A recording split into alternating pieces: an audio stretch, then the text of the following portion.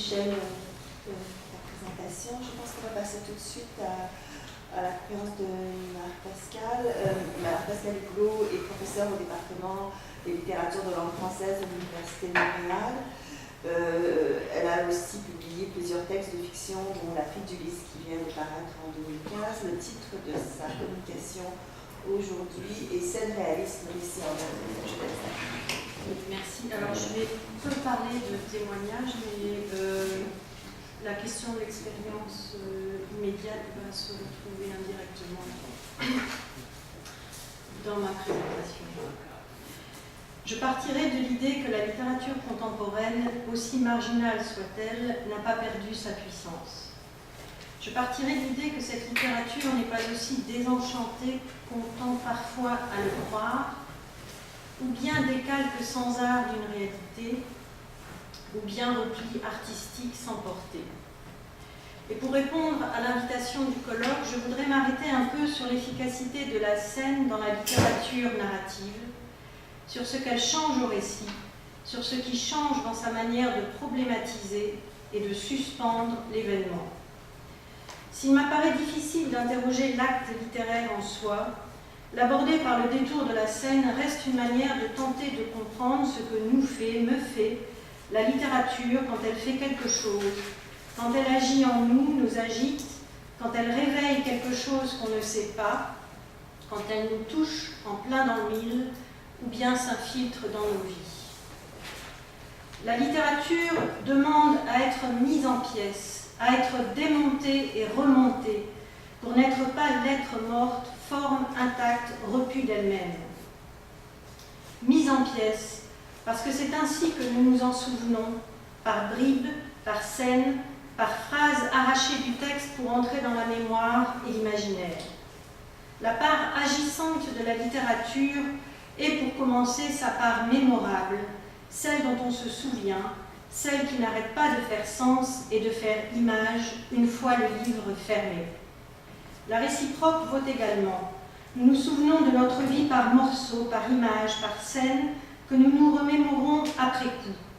On pourrait faire ici l'hypothèse que ce qui a changé dans le contemporain n'est pas tant le remplacement des grands récits mémorables au profit de petits récits dont on ne retient rien, que la mise en œuvre d'une narrativité fragmentaire, une narrativité qui dans certains cas prend en pièces, par scènes découpées, et dont l'énergie tient autant à la force dramatique de ce que les scènes montrent et cachent, qu'à leur capacité à monter un récit sans perdre leur autonomie, sans se résoudre ni se dissoudre dans le tout d'une histoire. La critique littéraire a déjà donné l'amende de Marguerite Duras comme l'un des marqueurs du tournant contemporain de la littérature dans les années 80, parfait exemple du retour du récit, du sujet et de l'histoire.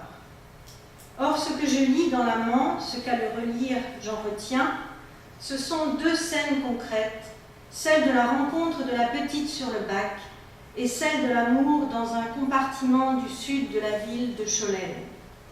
Duras étire la rencontre sur le bac autant qu'elle veut. Elle l'interrompt et la reprend sans en dissoudre l'unité ni l'intensité romanesque. C'est sur le fond brouillé d'autres scènes déjà vues, déjà imaginées, déjà écrites, que celle du bac porte la rencontre au-delà d'une compréhension factuelle. L'écriture se saisit d'un incident anodin dès lors qu'elle le découpe, le met à distance, en tension, le charge d'attente diffuse tout en insistant sur le presque rien terre-à-terre dont il est fait, avec sa manière frondeuse d'exacerber l'accessoire, les laméores, le chapeau, la grande limousine noire. Cela ne m'empêche pas, moi, lectrice, d'imaginer la petite sur le bac, de m'en souvenir presque comme si j'y étais, alors même que je sais parfaitement que la haute visibilité de cette scène, qui semble faire corps à la vie, n'a pu apparaître qu'après coup, même si je comprends que c'est par rapport aux autres scènes romanesques, cinématographiques, photographiques, de traversées et de rencontres amoureuses, que celle-ci me touche dans toute la force de son actualité. Il me plaît à penser que la cinématographie éminemment littéraire de cette scène est aussi bien le détail de l'image de la rencontre en plan découpé que la percée inouïe d'une histoire en morceaux et pourtant mémorable, une histoire ancienne qui s'arrache au tout venant et qui, comme on dit, crève l'écran. Les détails conservent, dans leur visualité même, du sens en réserve que les gloses n'épuisent pas. L'effet de réel de la scène du bac n'a rien à voir avec un décalque réaliste. C'est plutôt que l'image contracte une circulation entre réel et imaginaire, entre surgissement événementiel et mémoire. Elle superpose l'appareillage esthétique et l'immédiateté d'une vision. L'hypothèse est bien connue. Notre perception, pour reprendre un terme photographique, notre capture du réel, est imprégnée par les médias visuels et les images qu'ils fabriquent. Cette imprégnation n'est pas seulement cadrage ou clin d'œil artistique. Elle transforme l'échelle événementielle, pour le dire avec Barthes, la charge d'affect et, dans la scène, tente à rendre poreuses les frontières entre les arts et la vie. Cette porosité reste pourtant bien circonscrite, retranchée dans un espace à part qui échappe comme tel à l'indifférenciation. Le caractère mémorable de la scène, y compris lorsqu'elle émerge sans théâtralité ni panache, tiendrait à sa capacité à situer et à découper ce qui autrement ne se contient pas, à condenser une multiplicité de possibles dans des gestes, à combattre l'idéalité du monde sans renoncer au sens, à convoquer le lecteur dès lors qu'il se représente mentalement la scène et se jette dans l'arène du sens. On pourrait dire, par rapport aux scènes des grands romans modernes, que le rapport s'est inversé.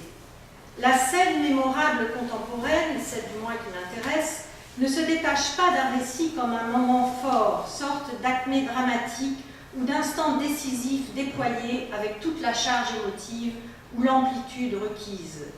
Dans la petite scène fragmentaire, le développement romanesque se trouve contracté, élidé mais non évidé.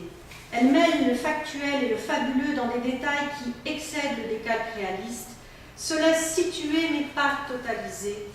La narrativité fragmentaire de la scène se déploie de l'intérieur comme une possibilité en germe dans le visible, laissant au lecteur une grande marge de manœuvre.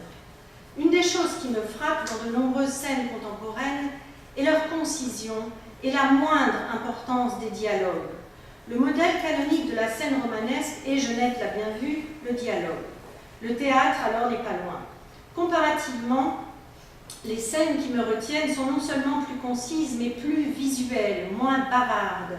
Elles portent alors l'empreinte des arts et des médias audiovisuels qui ont étendu le champ du visible à des gestes ou des mouvements dans l'espace autrement indignes de représentation, voire même inaperçus. Et cette empreinte, c'est là où je veux en venir, ne se contente pas d'enregistrer l'insignifiante diversité du monde. La scène, même la plus réaliste, même la plus anodine, ne se détache que lorsqu'elle s'investit d'une mémoire antérieure, seconde, souvent diffuse, susceptible d'imprégner le lecteur et d'entraîner le sens. Il n'y aurait de vraies scènes que les scènes écrans, capables en elles-mêmes et de disjoindre et de remonter le temps. La conscience d'une secondarité omniprésente, des dispositifs et du morcellement caractéristique de notre époque ne les dépossède pas de leurs authentiques forces d'illusion, ni d'une puissance narrative qu'elles auraient en quelque sorte condensée. La scène stratifie de façon simple une vision du monde complexe. Elle projette des images dont le sens n'est pas donné, transforme toute chose en signes opiniâtres dont ni le déchiffrement, ni l'insertion dans une histoire ne viennent à bout. L'œuvre d'Annie Ernaux fournit un bon exemple d'une revendication réaliste qui passe par un art de la petite scène troquée sur le vif ou de mémoire, presque une notation, dans laquelle le souci de la concision et du détail concret cohabite avec la conscience des médiations du regard, de la mémoire et des formes d'écriture. Relire Ernaux sous l'angle de la scène, c'est d'abord saluer l'efficacité de la découpe nette des moments dramatiquement nuls comme des moments forts et la capacité à détailler en images brèves et frappantes ce qu'elle appelle l'événement, je pense ici à l'avortement, autrement désincarné. Les années, parues en 2008, s'ouvrent sur une énumération d'images condamnées à disparaître formant une litanie.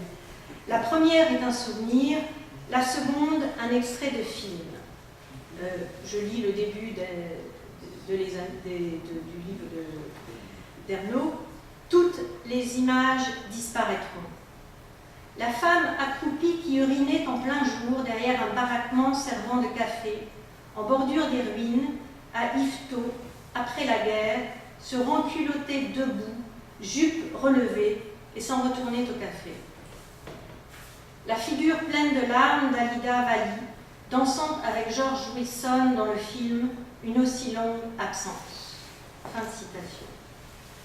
Le souvenir met sur un même plan la vie et le cinéma, dans deux fragments successifs montrant du même coup l'enjeu du regard dans le dispositif scénographique.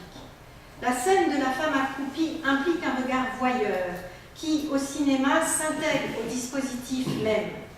La valeur affective de ces scènes suspendues dans le temps ressort d'autant plus qu'elles ne sont pas ici relayées.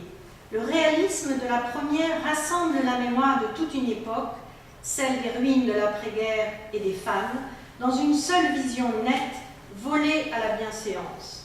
La scène fracasse à elle seule l'image préconçue ou le portrait officiel des femmes de la génération de ma grand-mère. En exposant au lecteur les gestes intimes vus à la dérobée, Ernaux le fait entrer dans la sphère invisible d'un regard agissant. Le lecteur devient voyeur lui aussi. Il interprète la scène qui peut être, tel un clip à peine narratif, nigre dans sa mémoire. Les deux scènes successives mêlent les générations et remontent le temps. Elles créent par juxtaposition un contraste entre le trivial et le noble qui performe sans l'expliquer le disparate de la mémoire, passant d'un filtre à l'autre, d'une époque à l'autre, de la baraque en ruine au visage éploré de l'actrice. L'image sortie du cinéma n'est pas moins authentique que l'autre. La mise en œuvre d'une hétérogénéité fluide provient en grande partie du découpage par courtes scènes détachées formant une suite elliptique. L'éclat fragmentaire reste à chaque fois représentable. Cela produit un effet de vitesse et de fugacité qui performe la disparition annoncée dans la ritournelle de ce qui reste. Le montage artistique parvient à faire apparaître la part mémorielle de la réalité dans le temps et plus encore à la répercuter sur le lecteur.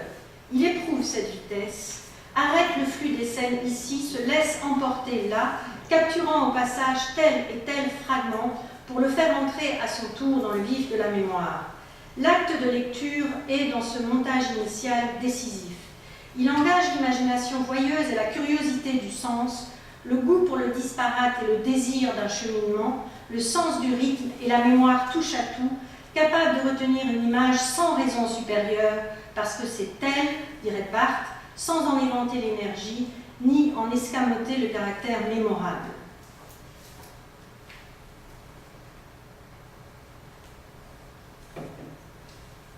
Dans D, qui est un récit québécois paru en 2002, dans D, situé dans le Montréal des années 50, Michael Delisle compose un court récit réalisé entièrement à partir de scènes distribuées en courts chapitres.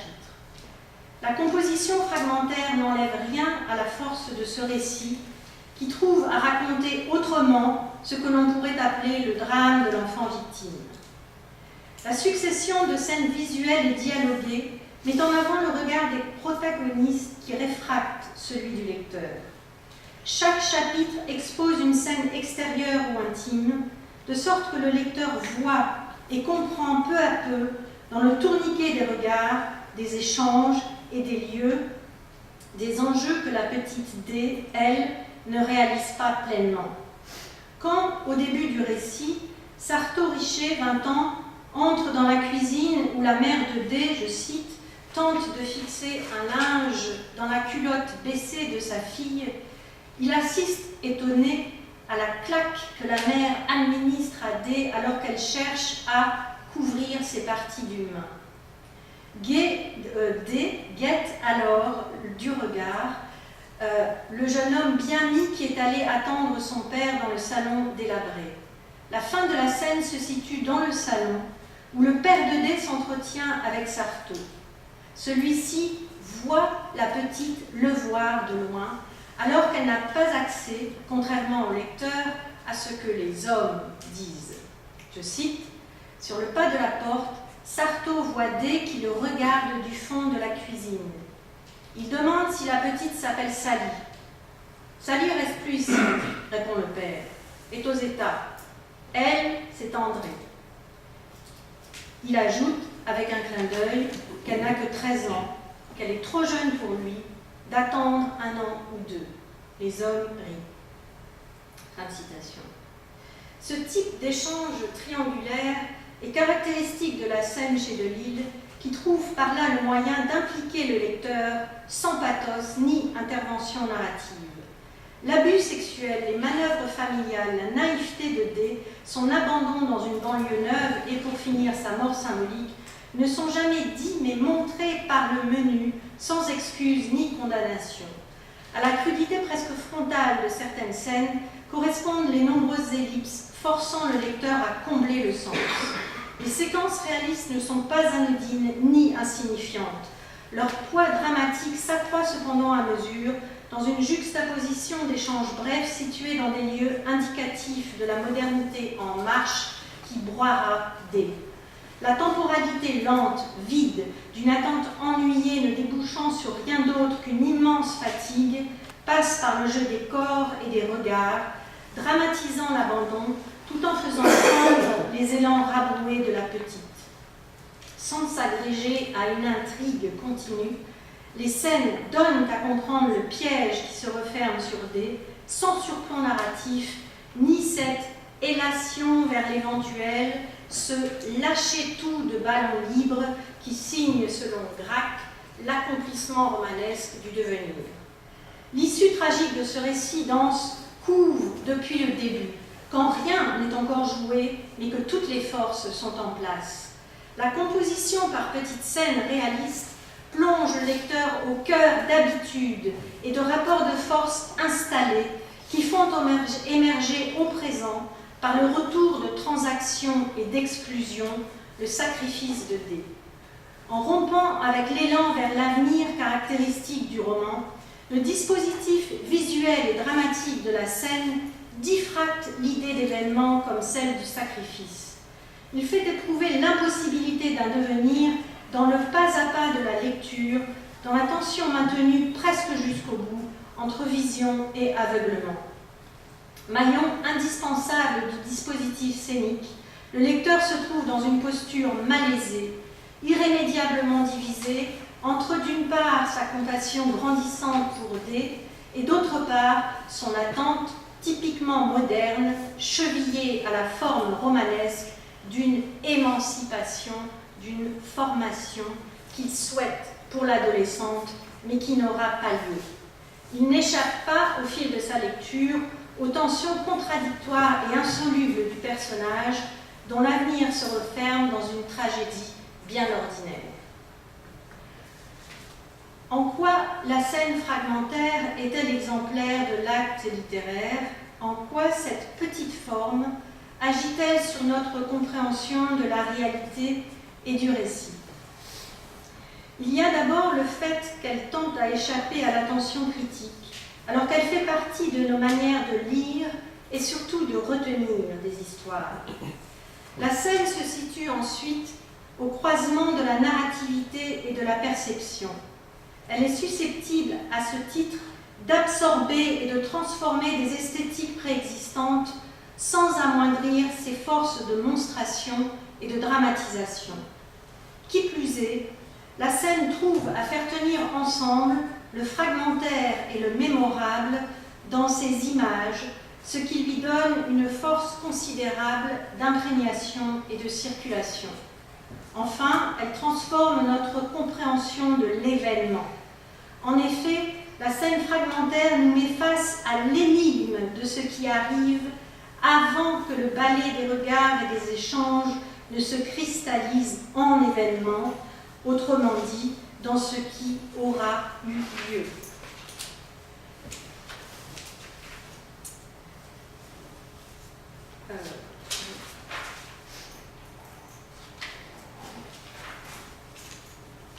La scène fragmentaire mobilise une narrativité de plein pied, sans vectorisation ni rétrospection, confrontant le lecteur à la perspicacité comme à son aveuglement pour disjoindre et remonter la fable du temps. Quand je lis L'amant de Marguerite Duras, Les années d'Annie Ernaux, Dés de Michael Delille, les forces de la littérature ne me paraissent ni défuntes ni naufragées. Si le retentissement silencieux de la scène, y compris de la scène réaliste, demeure sans grand pouvoir, sa puissance anonyme d'ébranlement et de contamination m'apparaît quant à elle indubitable.